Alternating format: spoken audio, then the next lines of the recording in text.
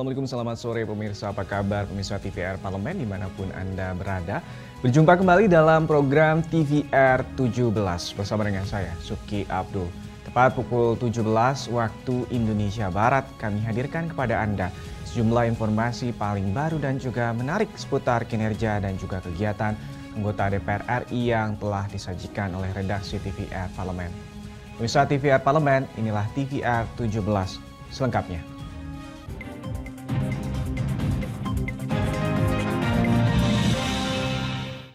Mengawali TVR 17 kali ini, Komisi 5 DPR RI menilai persiapan sarana dan juga prasarana mudik lebaran yang cukup baik dapat mendukung kelancaran perjalanan para pemudik lebaran di tahun ini. Memasuki masa arus mudik lebaran 2023, Komisi 5 DPR RI meninjau persiapan penyelenggaraan arus mudik, salah satunya di Bandung. Komisi 5 DPR RI meminta pemerintah dan stakeholder lainnya mengoptimalkan sarana dan prasarana transportasi untuk menghadapi potensi lonjakan arus mudik. Wakil Ketua Komisi 5 DPR RI Andi Iwan Aras mengatakan, besarnya lonjakan arus mudik lebaran tahun ini cukup terprediksi, namun seluruh pihak harus tetap memperhatikan potensi pertambahan pemudik. Fokus pada aspek pencegahan lebih penting daripada aspek penanganan. Selain itu, jaminan keamanan, keselamatan, kenyamanan, dan kualitas pelayanan menjadi prioritas pihak-pihak yang terlibat dalam penyelenggaraan angkutan mudik lebaran. Perlu penyegaran bagi mitra kerja kita dalam rangka persiapan yang lebih baik lagi dibandingkan sebelum-sebelumnya dalam rangka menghadapi lonjakan tersebut. Tentu hal-hal yang menjadi perhatian adalah kesiapan infrastruktur maupun tenaga SDM mereka dalam rangka memberikan pelayanan yang maksimal tentu dan juga memberikan kenyamanan dan keselamatan bagi para pemudik. Anggota Komisi 5 DPR RI Anwar Hafid menilai pemerintah telah menyiapkan sarana dan prasarana dalam penyelenggaraan arus mudik lebaran kali ini sudah cukup baik, misalnya di stasiun. Peran aktif setiap pemerintah daerah sangat perlu dalam mendukung kelancaran perjalanan para pemudik. Tentu perlu juga harus terus kita lakukan persiapan yang lebih maksimal. Kerja tim tentunya diperlukan. Diharapkan keterlibatan semua pemerintah daerah untuk mendukung ini, terutama dalam hal sosialisasi kepada masyarakat, sehingga gerakan untuk membuat rakyat kita lebih bahagia di mudik ini lagi, itu bisa berjalan dengan baik. Dari Jawa Barat, Koko Inugroho, TVR Parlemen, melaporkan. Informasi selanjutnya masih datang dari Komisi 5 DPR RI yang ini menyebutkan bahwa pemerintah mampu memetakan persoalan dan juga menyiapkan antisipasi dalam penyelenggaraan arus mudik lebaran di tahun 2023 ini pemirsa. Agar keselamatan dan juga keamanan dari para pemudik ini terjamin dengan baik. Sejak Jumat 14 April lalu, lebih dari 500.000 orang telah melakukan mudik menggunakan angkutan umum, serta lebih dari 147.000 mobil telah keluar dari Jabodetabek. Komisi 5 DPR RI meminta Kementerian Perhubungan, Kementerian PUPR, BMKG, dan Korlantas Polri mengoptimalkan koordinasi dan sinergi lintas sektoral dalam pelaksanaan angkutan mudik lebaran. Keselamatan dan keamanan pemudik menjadi faktor penting yang harus diperhatikan seluruh pihak. Wakil Ketua Komisi 5 DPR RI Ridwan Bae menilai pemerintah sudah mempersiapkan penyelenggaraan arus mudik lebaran 2023 dengan baik berdasarkan pengalaman sebelumnya. Pemerintah dinilai mampu memetakan persoalan dan menyiapkan antisipasinya. Menurut Ridwan, keselamatan para pemudik harus terjamin baik serta tetap merasa aman dan nyaman selama melakukan perjalanan mudik. Apapun alasannya, kita berharap seluruh pelaku pemerintah yang melaksanakan atau menjaga atau mengkoordinir para penumpang ini yang pulang, baik itu naik kereta, kemudian naik mobil, bus umum misalnya, kemudian mobil pribadi misalnya, mobil pesawat misalnya, itu mereka semua harus terjaga dengan baik. Yang paling pertama itu adalah keselamatan para penumpang yang paling pertama. Yang kedua adalah keamanannya, dan yang ketiga itu adalah persoalan kenyamanan mereka. Karena kita perlukan keselamatan yang paling pertama. Kementerian Perhubungan memprediksi ada sekitar 123 juta pemudik di Lebaran tahun ini menggunakan kereta api 14,47 juta orang, dengan penyeberangan kapal 6,6 juta pemudik, dengan bus 22,7 juta orang. Dari Provinsi Jawa Barat, Teddy Sunario, TVR Parlemen, melaporkan. Informasi berikut ini masih datang dari Komisi 5 DPR RI yang meminta pihak Angkasa Pura dan juga pihak maskapai untuk meningkatkan pelayanan serta fasilitas arus mudik mengingat adanya penumpukan penumpang serta kemungkinan penundaan jam penerbangan saat arus mudik Lebaran. Sekitar 22,7 juta orang akan menggunakan pesawat terbang saat arus mudik Lebaran tahun ini. Komisi 5 DPR RI meminta Angkasa Pura meningkatkan pelayanan selama penyelenggaraan arus mudik Lebaran. Wakil Ketua Komisi 5 DPR RI Robert Rowe menekankan adanya pelayanan prima terhadap penumpang pesawat kategori rentan dan khusus seperti difabel, ibu hamil, maupun ibu menyusui, anak-anak, serta lansia selama penyelenggaraan arus mudik Lebaran. Para penumpang kelompok tersebut harus mendapatkan perhatian lebih dan diberikan fasilitas yang baik saat di bandara, mengingat akan terjadi penumpukan penumpang. Saya lebih khusus minta untuk memberikan perhatian kepada difabel dan ibu hamil, ibu menyusui, ini harus diberikan fasilitas yang lebih baik karena mereka rentan terhadap hal-hal yang ya kita semua tahu kalau terjadi penumpukan, ini anak-anak harus mendapat perlindungan yang lebih baik. Sementara, anggota Komisi 5 DPR RI Hamka Kadi mengingatkan adanya kemungkinan penundaan jam penerbangan atau delay saat arus mudik Lebaran. Angkasa Pura dan pihak maskapai penerbangan harus mampu mengantisipasinya dan memberikan pelayanan yang sesuai pada pemudik jika terjadi delay. Maka hak-hak masyarakat perlu kita berikan dengan baik. Yang berperan di sini adalah Angkasa Pura pasti. Dan yang berperan utama tentu operator atau maskapai yang besar. Ada extra flight kan. Begitu puncaknya, jangan sampai terjadi kelengahan buat kita. Dari Banten, Domingus Titiheru, TVR Parlemen melaporkan.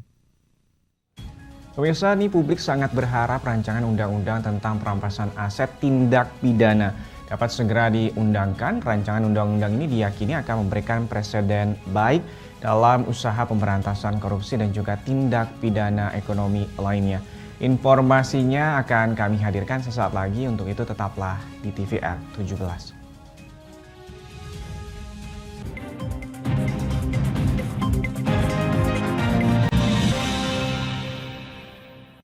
Utang-utang dulu saya.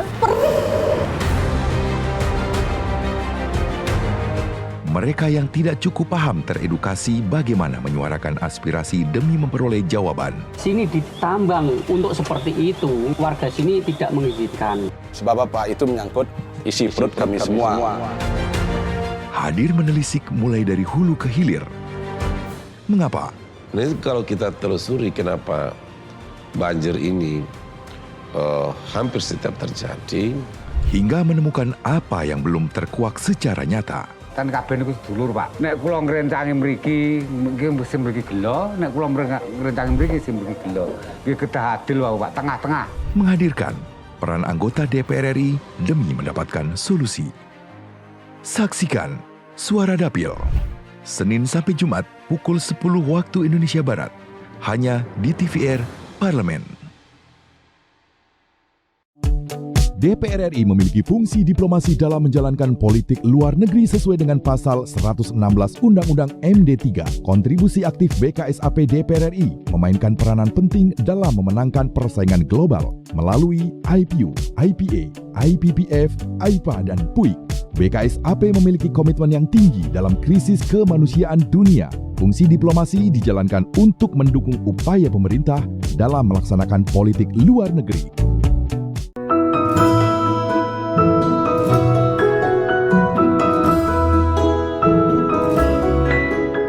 Perempuan Parlemen mengungkap sisi kehidupan pribadi anggota DPR RI dan partisipasi perempuan dalam politik dan publik, keseharian dalam keluarga, dan usaha mewujudkan aspirasi masyarakat di setiap sidang sebagai wakil rakyat.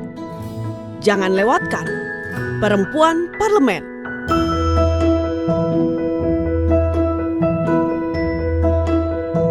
Hanya di TVR Parlemen.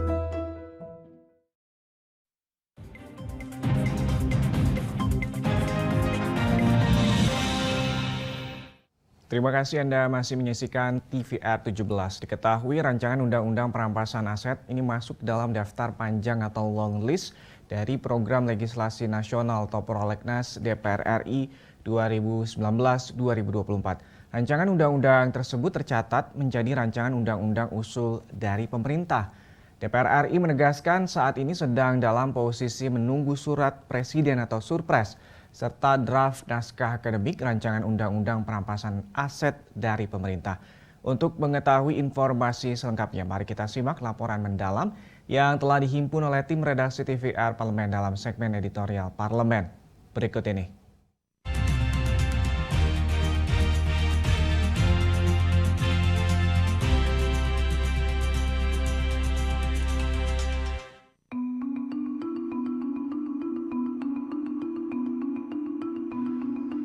Terungkapnya, kekayaan fantastis pejabat pemerintah belakangan ini menjadi momen untuk menggaungkan rancangan undang-undang perampasan aset.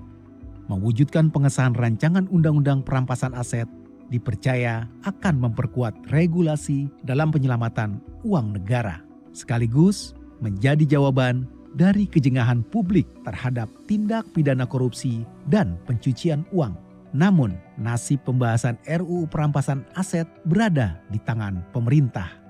Sebab hingga saat ini, pemerintah belum mengirimkan penyelesaian draft dan naskah akademik kepada DPR. Mengingat RUU ini merupakan inisiatif dari pemerintah.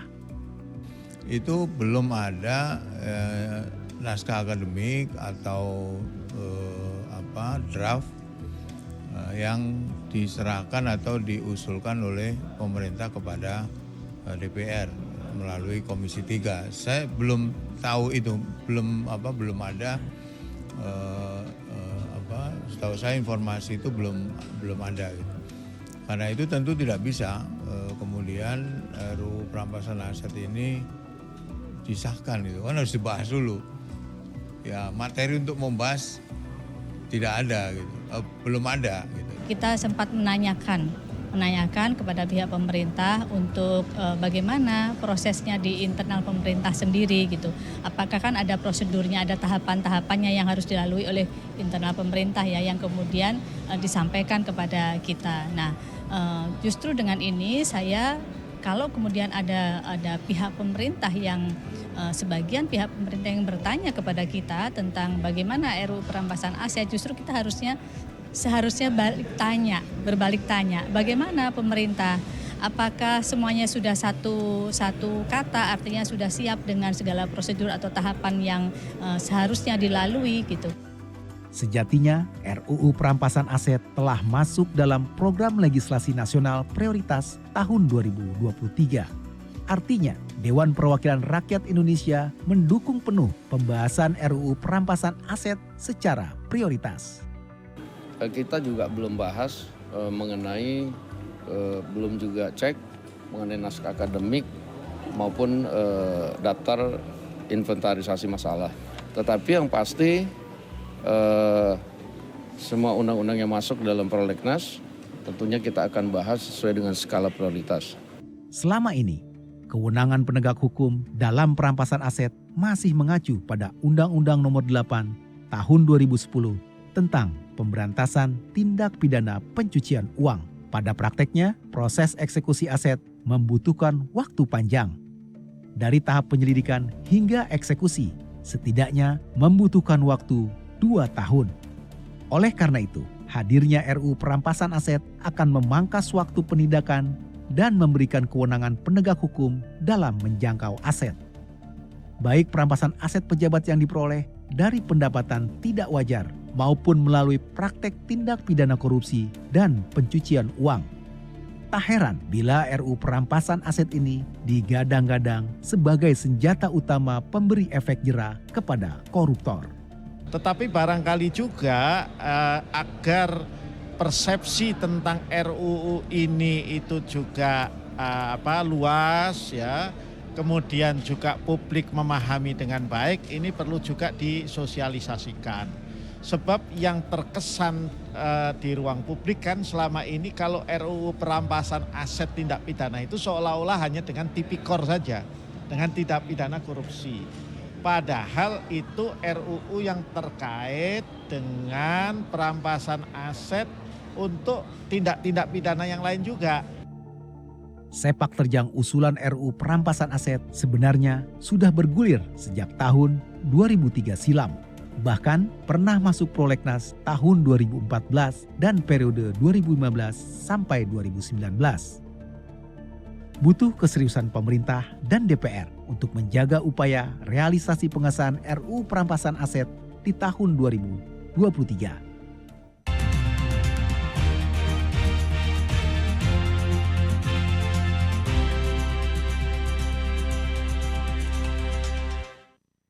Pemirsa, nih masyarakat dihimbau untuk memastikan kondisi kesehatan dan juga kendaraan sebelum berangkat mudik. Hal ini bertujuan untuk menciptakan rasa aman dan juga nyaman selama dalam perjalanan.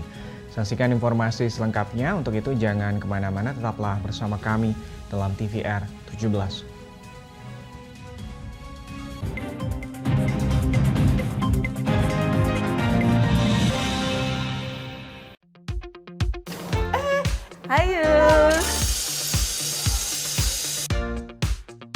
Konsen saya saat ini adalah urusan sosial kemasyarakatan, bergerak untuk maju ke DPR RI dalam rangka membangun mata hati dan naluri mereka. Ibu tuh habis matching deh, seru banget deh hari ini ya, semuanya serba coklat ya, dari kerudung, bajunya, jaket kulit, sampai kepada kacamata. Almarhumah ibunya itu meninggal saat anaknya itu paling kecil itu Kaisar itu umur 3 tahun. Maka saya hanya ingin ngumpulin amal ibadah aja, ngajarin mereka jangan sampai suatu saat nggak ada yang mendoakan almarhum ibunya karena gara-gara saya salah mendidik.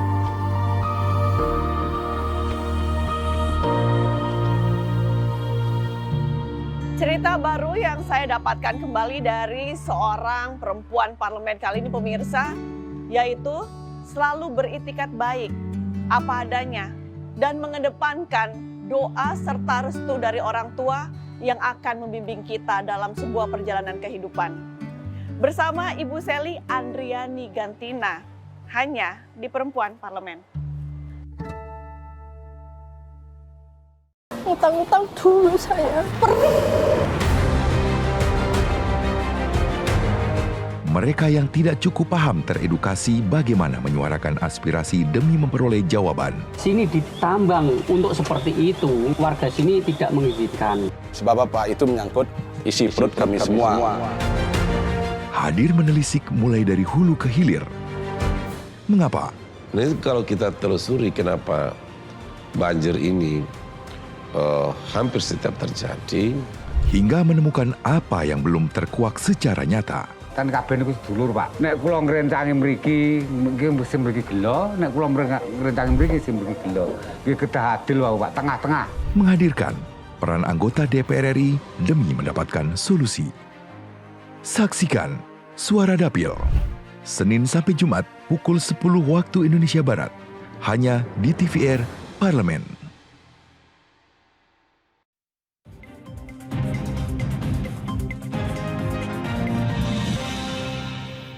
Terima kasih Anda masih menyaksikan TVR 17 bersama dengan saya Subki Abdul. Pemirsa, ini dalam upaya mendukung kelancaran penyelenggaraan mudik Lebaran di tahun 2023 ini, anggota Komisi 5 DPR RI Muhammad Aras mengungkapkan kesiapan penyelenggaraan mudik Lebaran tahun 2023 harus lebih baik dari tahun sebelumnya.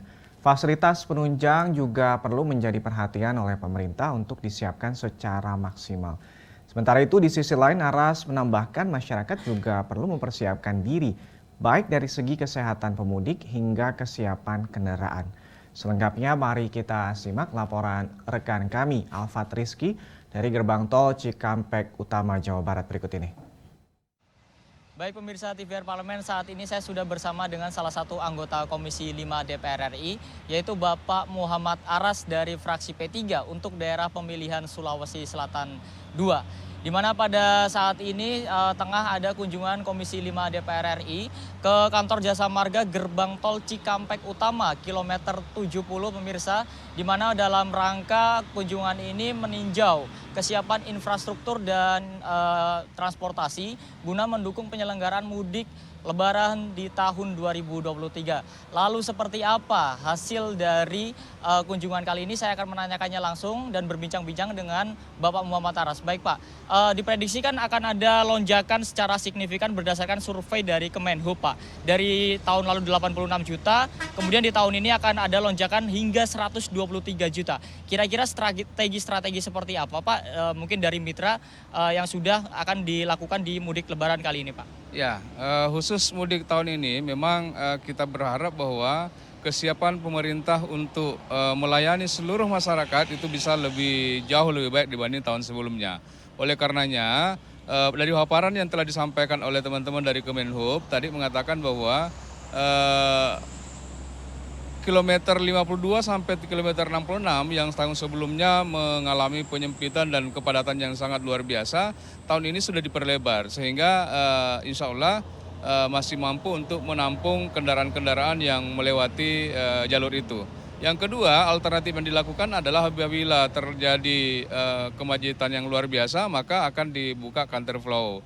Apakah 1 jalur, 2 jalur, sampai 3 jalur. Bahkan pada saat tertentu, misalnya terjadi kredit yang sangat luar biasa, akan ditutup sebelah menjadi 1 arah.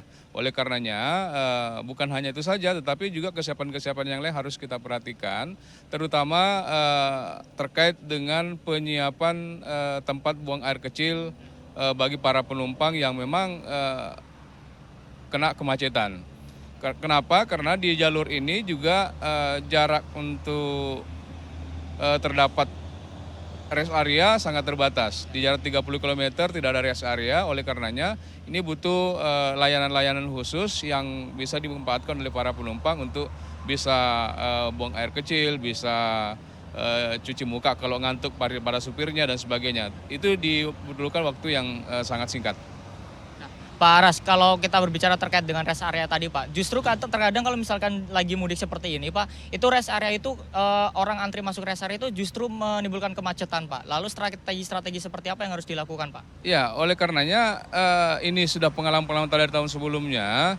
Oleh karenanya Korlantas dan teman-teman dari Kementerian Perhubungan juga menjaga di pintu masuk rest area sehingga bila akan terjadi kemacetan yang luar biasa, maka mereka akan mengambil tindakan secara cepat untuk mengantisipasinya, sehingga diharapkan bahwa tidak ada terjadi penumpukan dan tidak diatasi dengan cepat. Baik, kalau Bapak melihat dari segi infrastruktur dan juga layanan jalan tol yang saat ini sudah dipersiapkan oleh para mitra dari Komisi 5 Pak, seperti apa, sudah sejauh mana Pak? Ya, tadi memang kita lihat bahwa tol ini sudah cukup baik dan banyak tol yang baru dibuka dan baru diperlebar. Yang kedua, antisipasinya adalah di sebelum puncak mudik itu ada diskon khusus yang diberikan oleh Jasa Marga terhadap tol-tol tertentu sehingga diharapkan masyarakat bisa berminat untuk memanfaatkan ini. Misalnya puncak arus mudik ada pada tanggal 19 April ini. Nah, pemerintah juga melakukan diskon khusus di tanggal 17 dan 18 sehingga diharapkan kendaraan yang akan berada pada puncak tanggal 19 bisa agak maju sedikit sebagian ke tanggal 17 dan tanggal 18 sehingga kepadatan tidak terpusat di tanggal 19. Baik Pak, untuk dari segi masyarakat sendiri kira-kira hal-hal seperti apa yang perlu disiapkan oleh masyarakat Pak supaya untuk bisa selamat dan nyaman dalam mudik kali ini? Yang pertama tentu tentang kesehatannya, harus memeriksa betul-betul kesehatannya karena ini perjalanan jauh. Yang kedua adalah kendaraan yang dimanfaatkan betul-betul terperiksa dengan baik sehingga kecil kemungkinan mengalami kendala di perjalanan. Dan yang ketiga adalah tentu memperhatikan seluruh aspek-aspek non teknis yang lain sehingga apa yang diharapkan bisa langsung ke kampungnya atau ke kampung halamannya tentu bisa berjalan dengan lancar dan paling tidak mematuhi seluruh aturan, rambu-rambu dan instruksi-instruksi yang dikeluarkan oleh pemerintah terkait dengan mudik Lebaran ini. Baik, terima kasih Pak Aras atas waktunya. Dan pemirsa TVR Parlemen, itulah bincang-bincang saya dengan salah satu anggota Komisi 5 DPR RI, yaitu Bapak Muhammad Aras, di mana tadi Bapak Muhammad Aras menyampaikan bahwa dari mitra infrastruktur ataupun transportasi yang disiapkan oleh mitra Komisi 5 dinilai sudah cukup baik, dan juga bagi masyarakat yang akan menjalani mudik pada Lebaran tahun ini diminta atau dihimbau untuk mempersiapkan diri semaksimal mungkin supaya mudik kali ini dapat berjalan lancar dan aman. Sekian pemirsa laporan saya langsung dari gerbang tol Cikampek Utama. Saya Alfat Rizky melaporkan untuk TVR Parlemen. Selanjutnya pemirsa, apa saja menjadi topik perbincangan di media online pada sore hari ini? Usai jeda berikut, tetaplah bersama kami dalam TVR 17.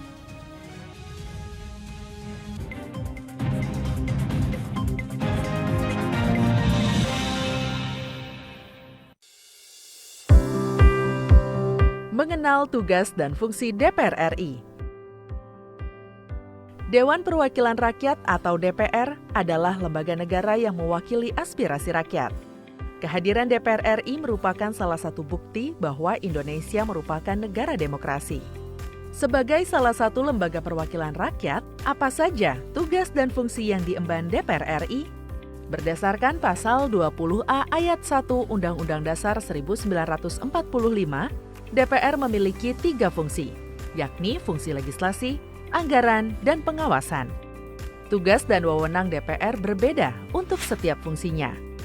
Yang pertama, fungsi legislasi. Menyusun program legislasi nasional atau prolegnas, menyusun dan membahas rancangan undang-undang, menerima rancangan undang-undang yang diajukan oleh DPD, membahas rancangan undang-undang yang diusulkan oleh Presiden ataupun DPD, menetapkan undang-undang bersama dengan Presiden, menyetujui atau tidak menyetujui peraturan pemerintah pengganti undang-undang yang diajukan oleh Presiden untuk ditetapkan menjadi undang-undang. Yang kedua, fungsi anggaran. Memberikan persetujuan atas rancangan undang-undang tentang APBN yang diajukan oleh Presiden. Memberikan persetujuan terhadap pemindahantanganan aset negara maupun terhadap perjanjian yang berdampak luas bagi kehidupan rakyat yang terkait dengan beban keuangan negara. Menindaklanjuti hasil pemeriksaan atas pengelolaan dan tanggung jawab keuangan negara yang disampaikan oleh BPK. Memperhatikan pertimbangan DPD atas rancangan undang-undang tentang APBN dan rancangan undang-undang terkait pajak, pendidikan, dan agama. Yang ketiga, fungsi pengawasan. Fungsi pengawasan, DPR bertugas melakukan pengawasan terhadap pelaksanaan Undang-Undang APBN dan kebijakan pemerintah, serta membahas dan menindaklanjuti hasil pengawasan yang disampaikan oleh DPD. Demikian penjelasan tentang tugas dan fungsi DPR menurut Undang-Undang. Informasi ini dipersembahkan oleh TV dan Radio Parlemen, Biro Pemberitaan Parlemen, dan Sekretariat Jenderal DPR RI.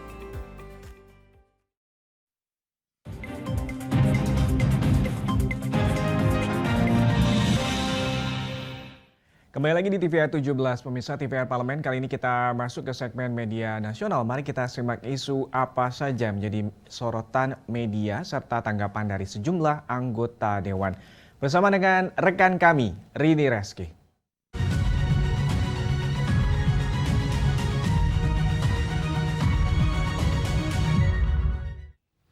Baik, terima kasih rekan Uki dan selamat sore pemirsa TVR Parlemen dimanapun Anda berada.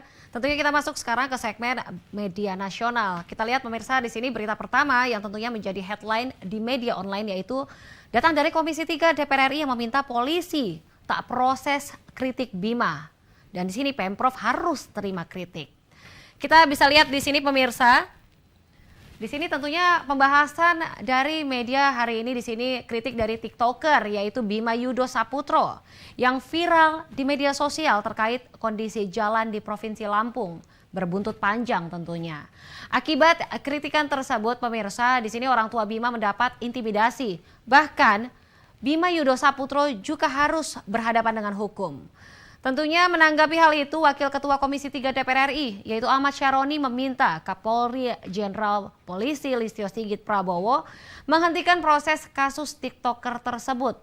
Dan kritik yang disampaikan oleh Bima dinilai masih berada dalam koridor. Oleh karena itu tidak perlu ada intervensi hukum yang berlebihan. Terlebih lagi pemirsa, patut diingat bahwa masyarakat kini sedang memantau segala keputusan dari Polri. Dan di sini Pemprov Lampung diharapkan lebih terbiasa menerima kritik dari masyarakat, terutama anak muda, selama kritiknya masih berlandaskan fakta yang ada. Sebaiknya direspon dengan bijak. Sahroni melihat juga keresahan Bima ternyata turut menjadi keresahan sebagian besar masyarakat Lampung.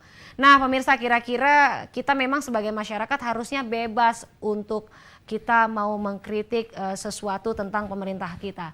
Nah baik, berita selanjutnya yang juga menjadi headline di media online pada hari ini yaitu sambut Lebaran 2023. Dan di sini DPR RI dan juga pemerintah perlu jamin keamanan dan juga antisipasi kemacetan. Kita lihat juga di sini pemirsa dari media yang terbit pada hari ini.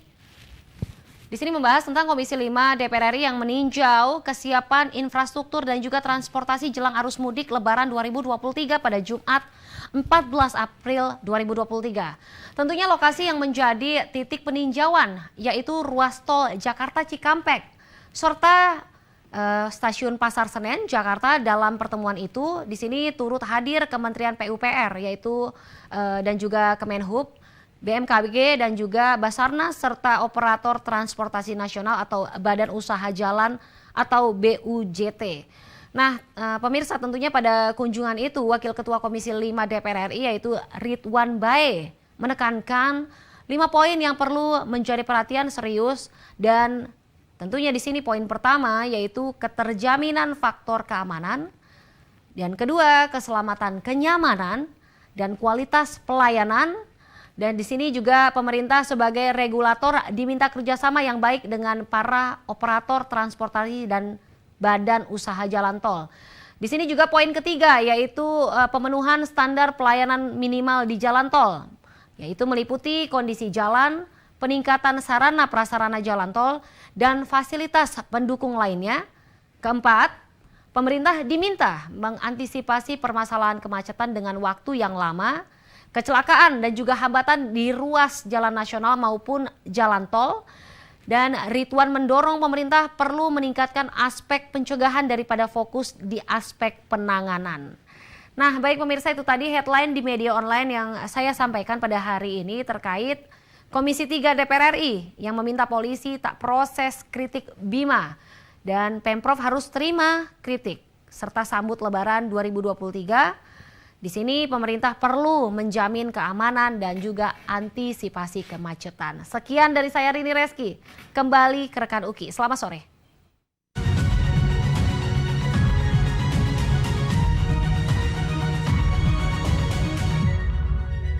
Terima kasih banyak rekan kami Rini Reski yang telah menyampaikan sejumlah sorotan dari media online nasional pada sore hari ini.